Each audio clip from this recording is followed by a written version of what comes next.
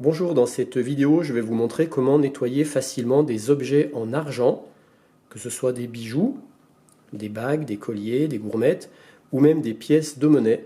Mais attention à ne surtout pas faire sur des monnaies anciennes qui ont une cote numismatique, parce que même cette méthode où on ne va pas frotter la pièce, c'est considéré comme une monnaie nettoyée, et dans certains cas, ça leur fait perdre plus de la moitié de leur valeur. Donc là, je vais vous montrer ça avec une pièce de 10 francs. Le côté là, il est un peu moins sale, mais ce côté-là, il est vraiment très noirci. Et vous allez voir, avec la méthode que je vais vous montrer, elle va revenir toute brillante comme neuve. Alors pour une pièce de 10 francs argent, ce n'est pas gênant de pratiquer cette méthode, parce que j'ai même téléphoné chez Joubert pour être sûr, et ils m'ont confirmé. Joubert, c'est une société sur Paris qui reprend les pièces de 10 francs argent, entre autres. Et ils m'ont confirmé qu'il n'y avait aucune condition d'état pour la reprise de ces pièces et qu'ils les reprenaient au même prix, quel que soit leur état. Donc si vous faites ça sur ces pièces de 10 francs qui sont relativement récentes, de 1960, vous ne serez pas du tout pénalisé le jour où vous les revendrez. Mais je répète, attention, ne faites surtout pas ça sur des monnaies de collection, parce que là, vous allez leur faire perdre plus de la moitié de leur valeur, parce que si vous refaites la méthode que je vais vous montrer, non seulement vous allez enlever la crasse, le noir, mais vous allez aussi enlever la patine. Donc pour une monnaie ancienne, la patine, c'est ce qui fait aussi sa valeur. Donc il ne faut surtout pas enlever la patine sur une monnaie ancienne. Alors la méthode que je vous donne, là, ça s'applique que pour l'argent. Attention, il ne faut pas le refaire pour d'autres métaux. Pour cette méthode de nettoyage sans frotter, vous allez avoir besoin de 4 choses. Un plat en verre, comme ça. Une feuille de papier d'aluminium, de l'eau et du bicarbonate de sodium ou bicarbonate de soude, c'est pareil. On en trouve très facilement dans une droguerie ou même parfois en grande surface. En fait, c'est du bicarbonate alimentaire. Voilà, première chose à faire, disposer la feuille de papier d'aluminium. Donc on la met dans le fond du plat en verre. J'ai mis ça sur du gaz, donc j'allume le gaz. Je laisse chauffer. Je positionne ma pièce dans l'eau. Je vous reprends quand je commence à avoir des petites bulles sur le papier d'aluminium, quand l'eau sera assez chaude. Voilà, là il y a des petites bulles qui commencent à apparaître. Donc là je prends une petite cuillère de bicarbonate de sodium et je viens la saupoudrer sur la pièce. Là on va laisser agir quelques minutes et on voit que la réaction chimique commence à se produire parce qu'on voit que le papier d'aluminium il commence à se teinter en brun ici, là-bas, là-bas. Donc on voit que ça commence à agir.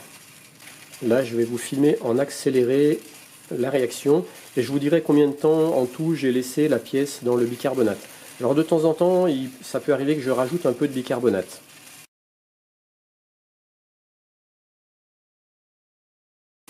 De temps en temps, je retourne la pièce pour voir l'évolution de son état.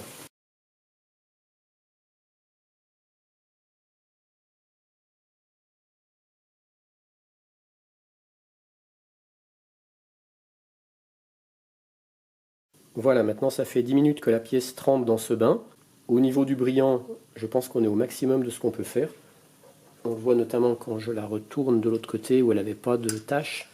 Elle est redevenue très très brillante.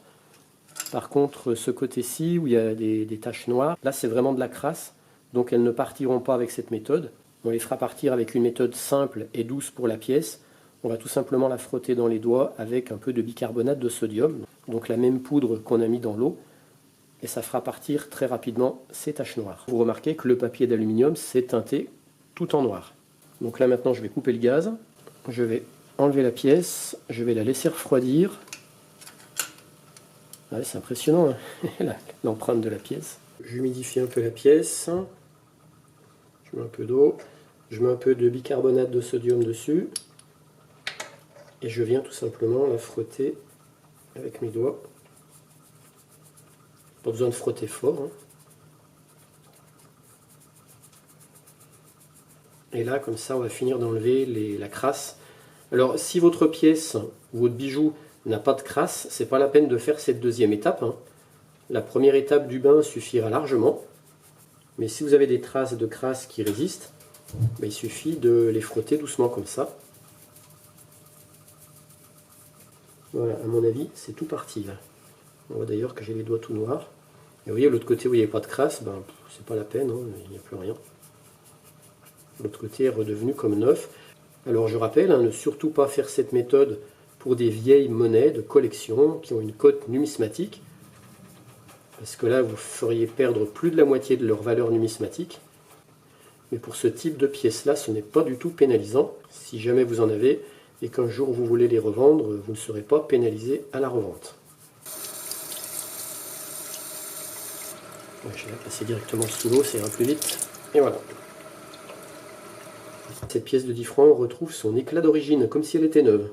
Donc ça marche pareil pour un bijou, mais par contre après je sais qu'effectivement, la plupart préfèrent garder une belle patine sur une pièce de monnaie, surtout si c'est une monnaie de collection qui a de la valeur. Là, il faut absolument laisser la patine.